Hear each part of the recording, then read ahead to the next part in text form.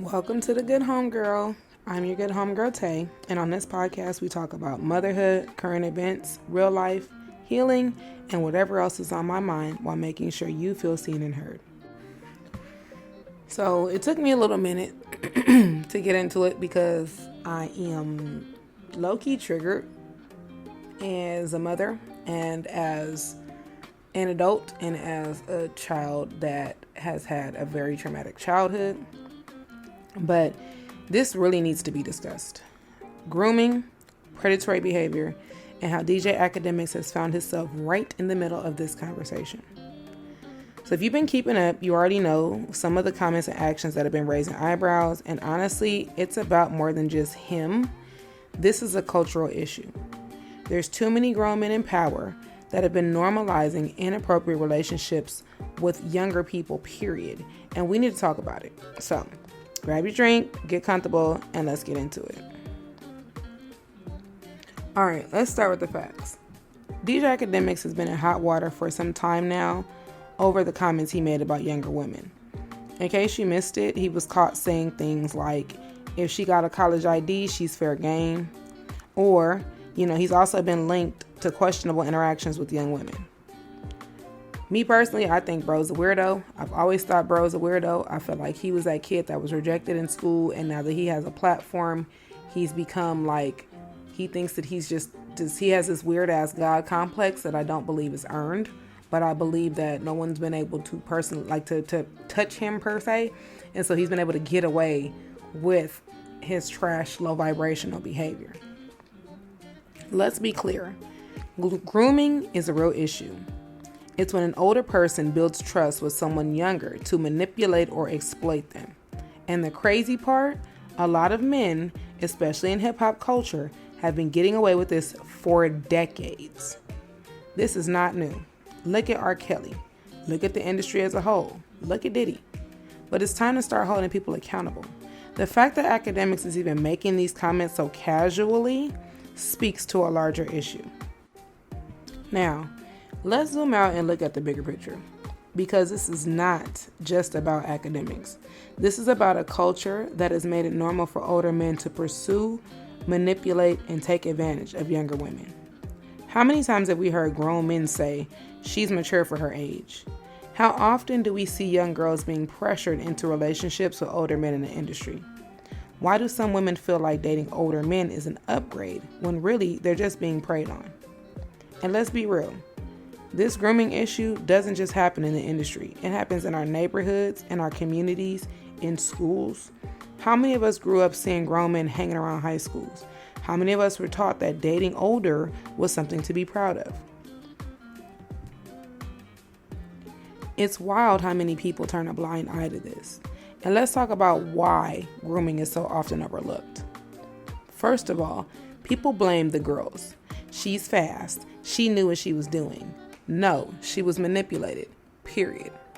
Look at that poor baby Naziah that was unalived by her auntie's husband, boyfriend, whoever that piece of trash was.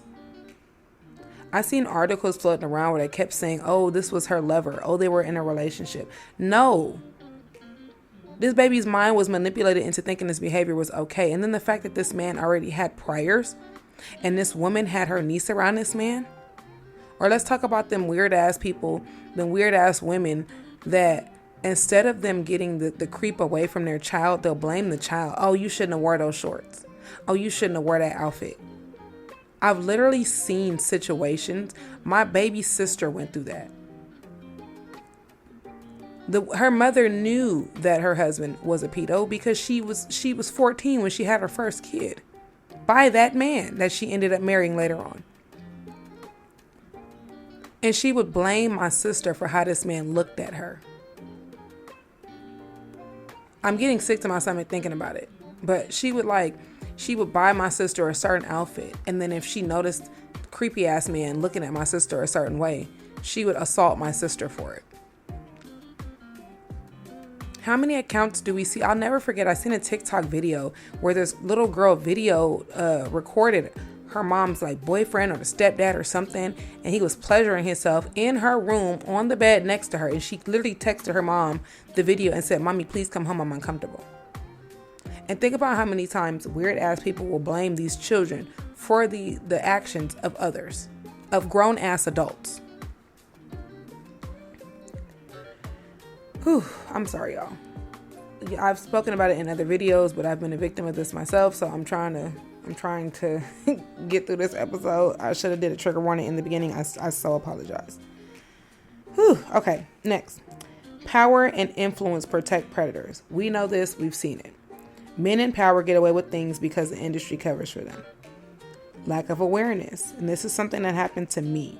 Some women don't even realize they were groomed until years later. If I tell you guys, and I won't go into it right now, but if I tell y'all the things that I've seen, the things that have been said to me, the things that everybody kind of was meant to be a joke, but we knew it was a truth and was laughed about, the amount of times that the men that were supposed to be in my family or family friends were in my inbox professing their quote unquote love for me, like, bro. And let's not forget how many men don't see a problem with it.